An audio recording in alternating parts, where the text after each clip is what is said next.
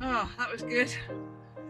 So I had a great time just reflecting on stuff. I was thinking about lockdown. Lockdown's affected us all to some degree or other, and I would have said that for me it hadn't caused any real stress. I'm a very positive person, I'm very optimistic, my life is full, I've got lots of interests, I'm a fully devoted follower of Jesus, so no problems. Until just the last week or two, and I began to experience this strange kind of flatness, lost all my joie de vivre, all my excitement for life, and I was finding the daily routine very stifling. And I started to think about how I was spending my time, and I thought, well, you know, I do the Lectio 365 each morning, doing my Bible readings, getting a bit better, the discipline of doing that. I pray a lot, I keep busy, I join in church every Sunday, I think positive thoughts. I felt like I was doing all the right things. And then I was thinking about what Martin was saying about deep and wide in the recent series. I thought, well, maybe I'm not going deep enough, maybe that's it. I feel I do wide, you know, I chat to people, we're part of a small group, we never miss small group, we chat to each other.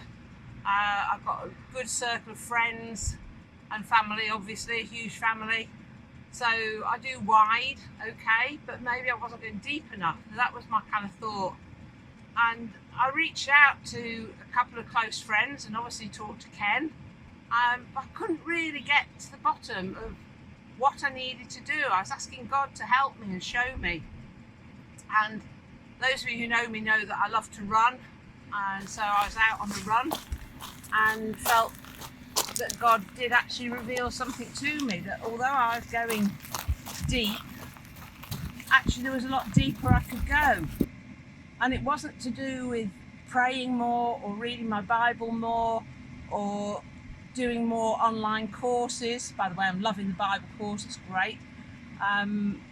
But it wasn't that, it was something else.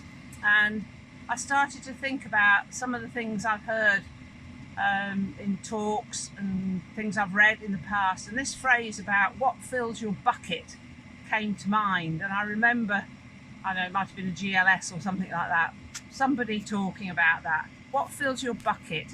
What fills your soul? What refreshes you? What renews you? What replenishes you? What makes your heart sing? And I thought, that's what I'm missing. But I'm really busy. I've got, you know, I don't have to go out to work and I don't have children to look after, but I'm still really, really busy with the stuff I'm busy with, looking after a household and caring for my in-laws and cooking and cleaning and all those kind of things keep me busy. And I thought, I can't really do those things that fill my bucket because they're so totally self-indulgent. They don't do anything for anyone else, and I can't fit them in. But actually, it dawned on me that I've got to fit those things in. Now, I know this might sound a little bit odd to some people, but what makes my heart sing is getting out off-road in the muddy countryside and go for a really long run with my worship music playing, and my heart sings and I feel on top of the world, and doesn't appear to be benefiting anyone else. It's just me on my own doing what I love doing. Now that might not be your idea of fun. We're all very different, and I recognise that. It may be that you like a soak in a hot bath with your music and a glass of something on the side, or an extra couple of hours in bed with a good book. Whatever it is, I really encourage you to think about what you can do. I mean, I'm really, really missing hugging my grandchildren. My arms ache to hug my grandchildren. But there's so much we can do. So, as my dear friend Jilly said, think about the things you can do rather than things you can't do and focus on those. So, today I took a day off and I headed out onto the chase, and I've just had a glorious few hours yomping through the mud, singing my heart out to my worship music, but it has done me the world of good. And yes, it may seem self-indulgent, but perhaps I'm going to go home a better person for what I've done this morning. And perhaps I'm going to be a bit nicer to the people around me, and the people who have to tolerate my presence every day. That perhaps I won't be so grumpy or snappy, and I might be a little bit more compassionate in forgiving other people's whims and idiosyncrasies. And maybe I can reach a bit further out wide and go even deeper in my relationship with God. So whatever you can do today, I really encourage you to fill your bucket, to replenish your soul, and to renew your spirit. Hallelujah.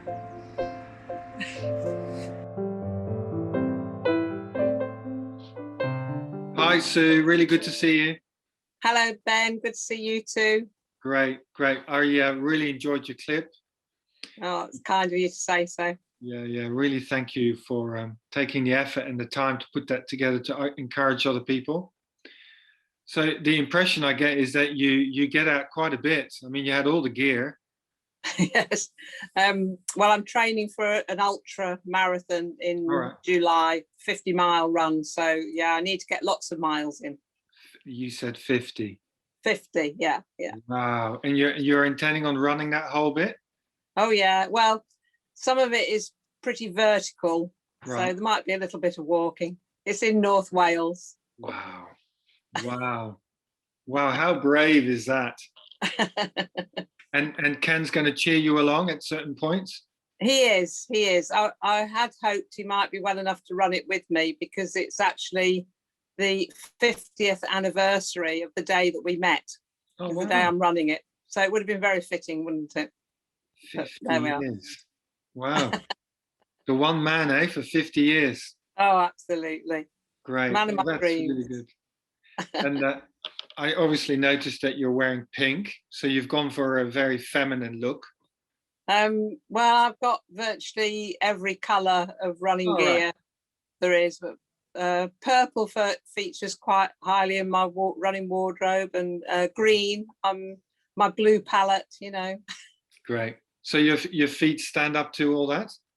Yeah, I don't have any problem with my feet. It's great. Yeah.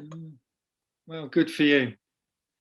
So anyway, I want to talk a bit about the content of your clip and the part of the reasons why you run. So I thought I ask you quite a personal question, Sue. What are some things in your life that you have to watch out for? Maybe like a vice, and maybe particularly something during the lockdown periods that you've had to give some extra effort to and extra attention in.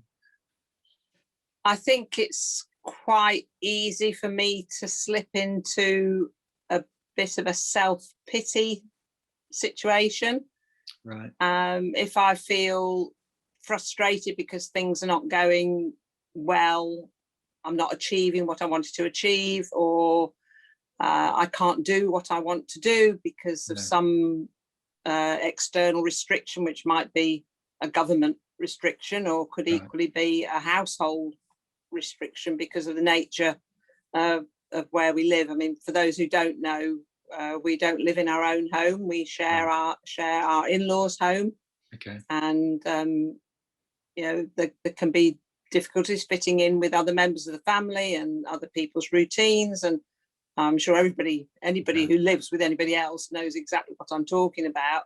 But in some circumstances that can become quite difficult and feel quite a pressure. Right. One of the things that I've really noticed in lockdown is I have to get a meal on the table each evening. Right. And that's not something I'm used to doing. When it was just Ken and I, there'd be days that we'd be out and about, there'd be times we'd be visiting friends, there'd be times that we'd be eating out. Yeah. There's a lot of variety, whereas the constancy of the routine doesn't suit my nature. Right. I like to be a bit more spontaneous and a bit Yeah. more adventurous and break Yeah. out and go and do Yeah. something different.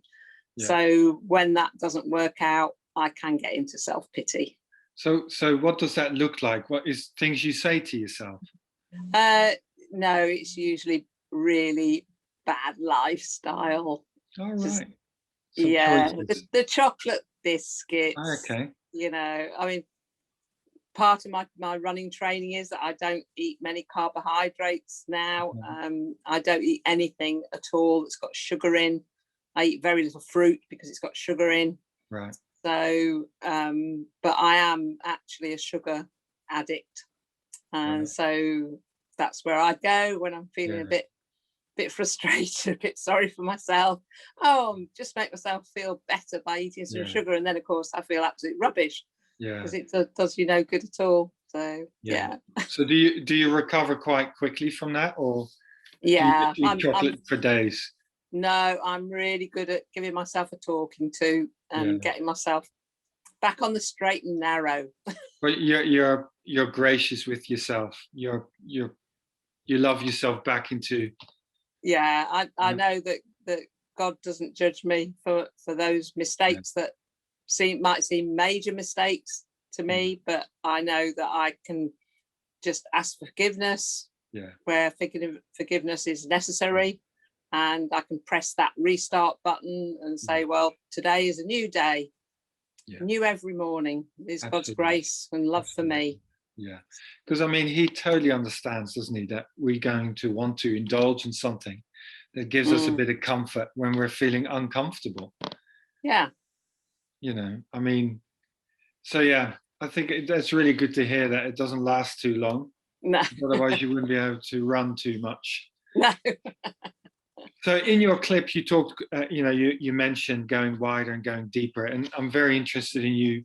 You know, what's that mean for Sue? You know, going deeper. What do you do? So what do you do in your run that constitutes you going deeper?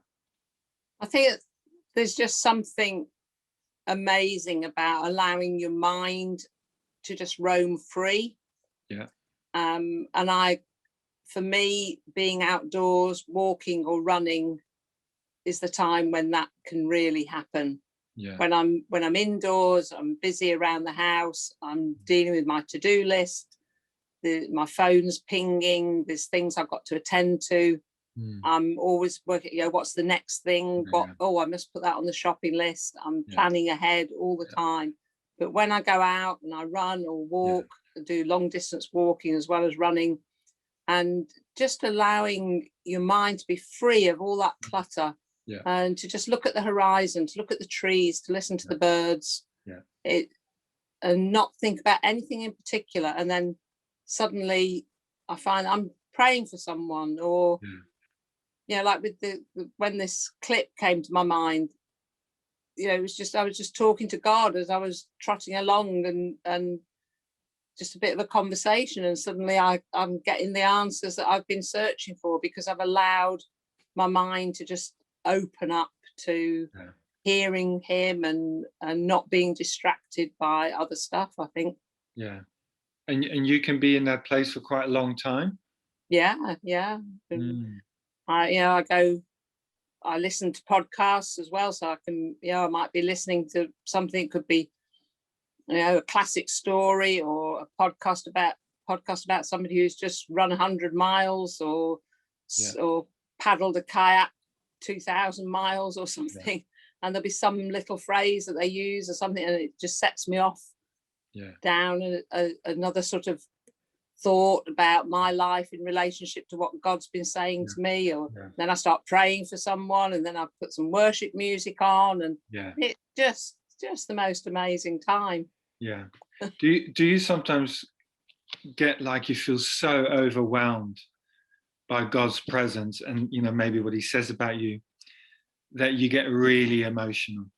Especially when I've got worship music going. I mean, I've wept as I've run, just just the amazement of who God is, and all that he's doing for me, and all that he's done in creation, and just utterly overwhelmed Yeah, by it. Yeah. it's lovely. So you've had your run, you've had your, your fix, you feel like a new woman.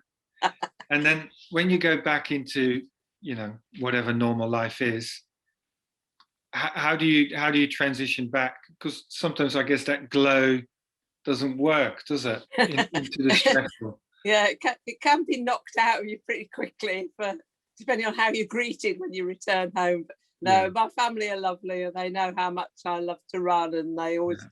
welcome me back, and they ask about my run, even though they must be so bored hearing about my route and my stats and how fast my third fast mile went. And but yeah, it's generally I'm received with warmth, and Right. I just feel a bit more calm, Yeah. a bit more gracious about life's minor irritations and the things that maybe I'm not really a snappy person, but I don't always give people the time that perhaps they deserve. So maybe after a run I've got a bit more relaxed in that respect. Yeah, your bucket is maybe full again. Yeah. So do you run quite regularly? Do you go to those places regularly? I because of the training plan that I'm currently on, I run 6 days a week. So Wednesday is my rest day. Yeah. But some of the runs are quite short, like 7 or 8 miles. Yeah. Oh, there's my phone. That's fine. Let's just get rid of that.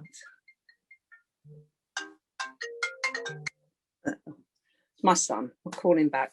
So yeah, some of my runs are quite short.